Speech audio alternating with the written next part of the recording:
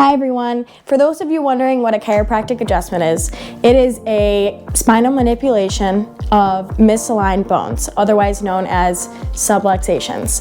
So from day-to-day life, from walking to running to even just working out, which we recommend 30 minutes a day, you can be misaligned and you don't even know it.